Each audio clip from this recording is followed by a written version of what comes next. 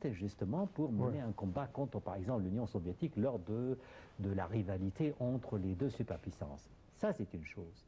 Et puis, il y a une chose. Quand, vous, par exemple, vous examinez ce qui se passe sur la scène politique, hein, nous avons le régime syrien et nous avons aussi Daesh. À un moment donné, certains observateurs ont estimé que Daesh aussi, c'est l'œuvre des Américains, puisque Daesh est instrumentalisé en quelque sorte pour quoi? Pour éradiquer l'Assad, pour le régime de Assad.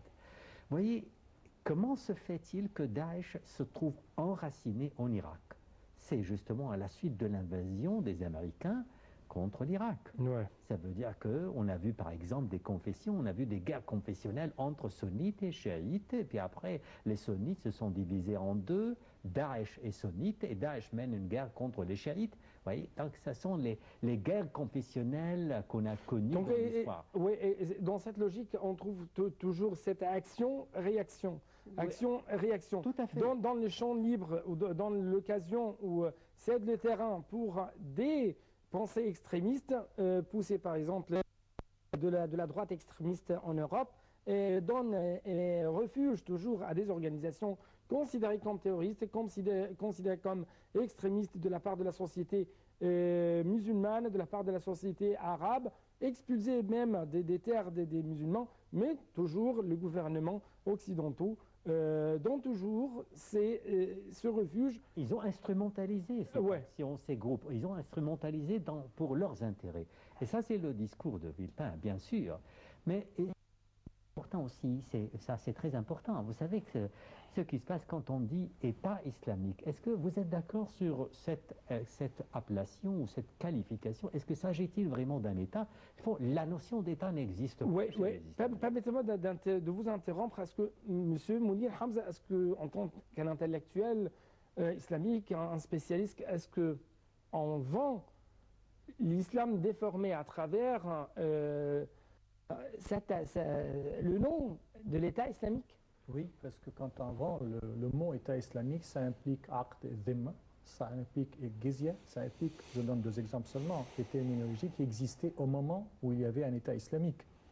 L'État islamique, et la déconfiture de l'État islamique date depuis des années maintenant. Tout ça c'est fini avec le colonialisme, si on peut appeler les Turcs, les Ottomans un État islamique. Alors essayer d'impliquer des termes qui n'existent pas, pourquoi ils n'existent pas? Parce que les deux protagonistes n'existent pas. Il n'y a plus un État islamique et il n'y a plus de non-musulmans qui vivent dans un État islamique. Il y a aujourd'hui la citoyenneté, et d'ailleurs si on regardait un peu le prophète à Médine, cette constitution de Médine, c'était une constitution qui ressemble un peu au droit de citoyenneté qui existe aujourd'hui. Il est bien resté 7 mois à essayer de mettre en œuvre cette constitution dans laquelle tout le monde était à égalité. Il y avait aussi, on peut les appeler les infidèles, il y avait des juifs, il y avait des musulmans, et il y avait d'autres aussi qui n'avaient pas de confession, et tous étaient dans une même... Et c'était un genre de citoyenneté. Après ça, il y a eu donc l'État islamique qui est venu, qui a traité, donc il y a eu cette application de ce qu'on appelle Aqd Zim, par exemple, pour un certain nombre de citoyens. Il y a eu après ça El Gizya qui a été appliqué. Mais attention, si vous regardez un peu dans le détail, vous allez réaliser que le prophète lui-même n'a pas fait ça. Il a donné comment on dit ça, Aqd el-Aman aux chrétiens de Najran. Il n'a pas imposé la Gizya aux Juifs qui habitaient à Médine. Si vous rentrez dans les détails, vous allez il y a des contrats, des accords entre les musulmans et les non-musulmans, et selon la situation. C'est dans un État qui n'existe plus, parce que c'est fini. Cette vision des choses n'existe plus. Donc vous ne pouvez plus appliquer ce genre de choses. Alors, eux, ils utilisent ces termes, si vous suivez, encore une fois, moi je suis sur la blogosphère tous ces accounts de tous ces djihadistes, ce sont les termes utilisés. On utilise les termes qui datent depuis des centaines d'années. En fait, comme vous venez de nous signaler, le chef de l'État égyptien, Abdel Fattah Sisi, a mis en garde contre de tels attentats qui auront lieu ou qui auraient lieu en France, en Europe toute entière, car les gouvernements donnent toujours ou présentent toujours le soutien, donnent toujours le refuge à des groupes extrémistes et terroristes.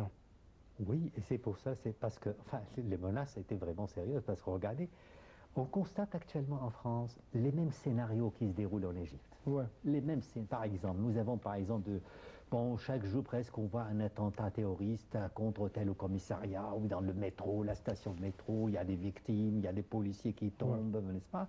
Mais ça c'est une chose, on voit les mêmes scénarios parce que le lendemain en fait de l'attaque contre l'attentat contre Charlie Hebdo, où on a vu aussi une fusillade, on a vu aussi la policière de Montrouge, n'est-ce pas, a été assassinée.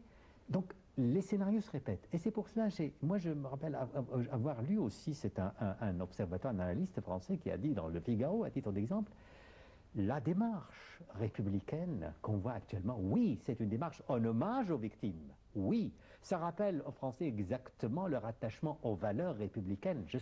Moi je présente mes condoléances vraiment à toutes les victimes. Mais il y a une chose, cette démarche aussi, hein, va faire plaisir aussi aux terroristes. Pourquoi? Parce que l'ampleur de cette démarche montre aussi leur victoire, en quelque sorte. Ça veut dire qu'ils ont bouleversé les repères du sens commun chez les Français, vous voyez? C'est-à-dire qu'ils ont complètement bouleversé l'atmosphère paisible, calme, la tranquillité n'existe plus. Et ça, donc, le terrorisme ne menace pas seulement la France.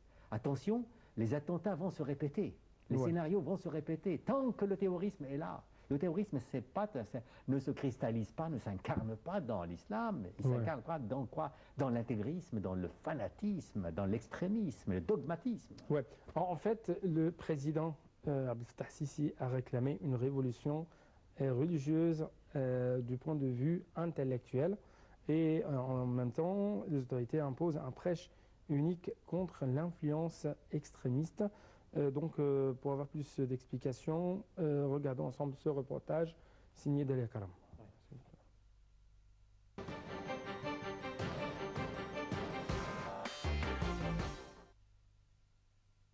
Dans son allocution à l'occasion de la commémoration de l'anniversaire du prophète Mohammed, paix et salut sur lui, et du Nouvel An, le président Abdel Fattah el-Sisi a déclaré que le terrorisme que nous connaissions était dû principalement aux fausses idées sur la religion. Le président a demandé à El-Azhar, au ministère des Waqf et à la maison de la Fatwa d'élaborer un nouveau discours religieux qui va de pair avec les développements actuels. Le grand imam d'El-Azhar, Ahmad El-Taïb, a de son côté appelé le monde musulman à s'unir face au danger de terrorisme qui porte atteinte à l'image de la religion et divise la nation islamique.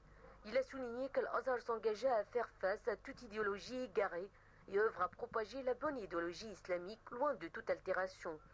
De son côté, le Mohamed Mokhtar Goma a dit que le ministère continuait à renouveler le discours religieux et à faire face au radicalisme et à l'extrémisme.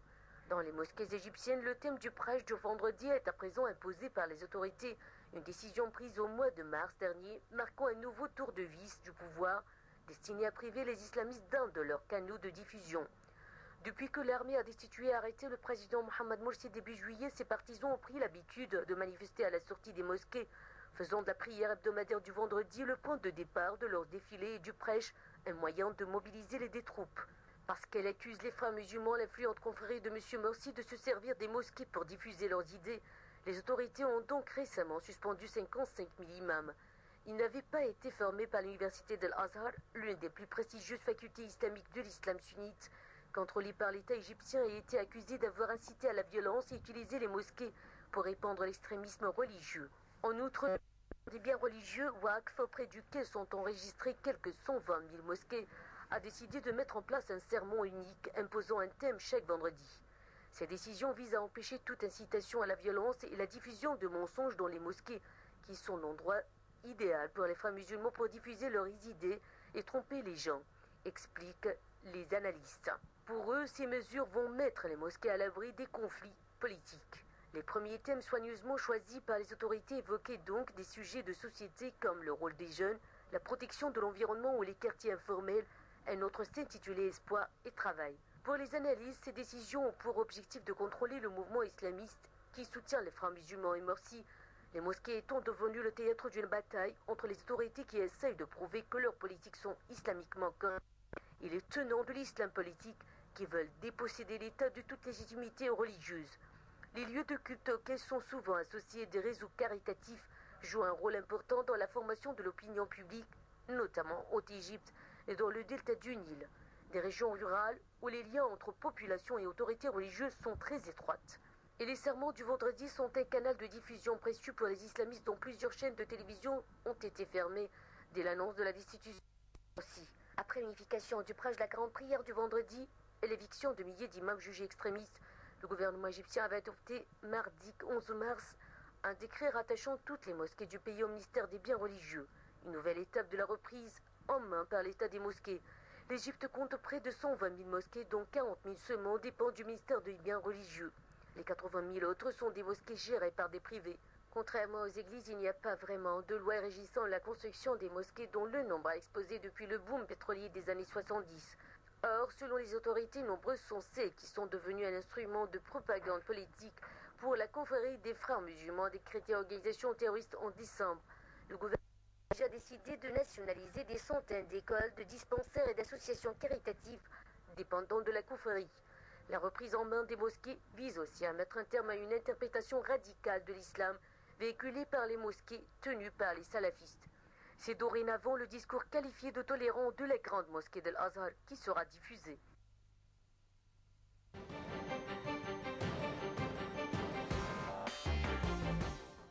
Donc, Monsieur Mounir Hamza, vous avez des commentaires à faire à propos de ce reportage? Oui, moi je suis pessimiste quant à ce que le Hazar change quoi que ce soit. Ouais. Le Hazar est en train de faire, il y a un changement qui se fait au niveau des bouquins qui, depuis 2 ans d'ailleurs, qui sont apparemment qui font partie du curriculum des élèves. Je pense que c'est juste avant le niveau de l'université. Mais il faut ce qu'on appelle le renouveau. Moi, je ne pense pas que le Hazar a besoin de renouveau. Je pense que tout le message doit changer de bout en bout. Il y a des choses que les jeunes se demandent, il y a des contradictions qui semblent claires et nettes. Les jeunes demandent des questions, ils ne reçoivent pas de réponse. Pourquoi les citations du prophète qui sont imputées, je le répète, au prophète, vont, par exemple, contredisent le Coran, par exemple.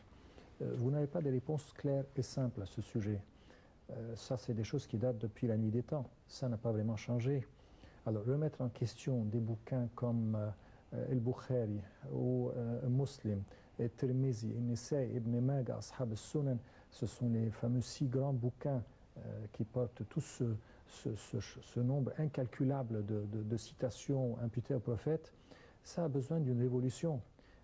Et moi, tout ce que je demande, c'est un esprit critique, une révision avec un esprit critique.